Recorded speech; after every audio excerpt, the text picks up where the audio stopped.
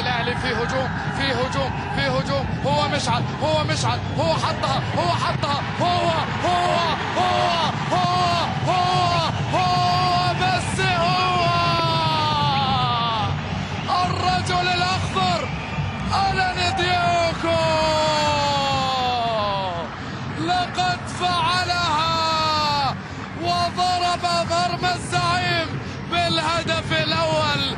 الله يا مشعل، الله يا مشعل، المهارة، المراوغة، خطف الكرة، شوف خطف الكرة. الله يا مشعل، الأول الثاني وين الثالث؟ هذا هو الثالث. اعطيها لألان ديوكو وقال له انت وضميرك والجول. ألان ديوكو ما رفض هدية مشعل وما صدق خبر وجاء بالخبر العاجل. الأهلي هدف، الأهلي يتقدم ولأول مرة منذ 9 سنوات لم يفز على السد. قد يكون ذلك يحدث الآن من 2005، يحدث في الفريات السابقة. هذا يعني أن المباراة مع خلفان وأصدقائه لم تنتهي، انتهت في الجول. لسه ما كملت كلامي. فعلها حسن العيدوس وسجل هدف التعادل. الله يا زعيم، الزعيم يسجل في الشوط الثاني، الزعيم يسجل في كل مبارياته.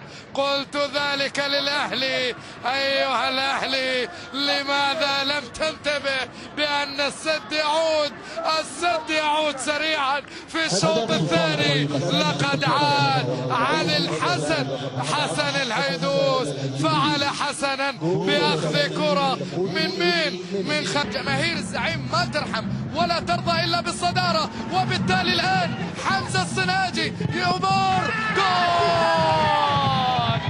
الله يا زعيم، الزعيم عالمي يا ناس.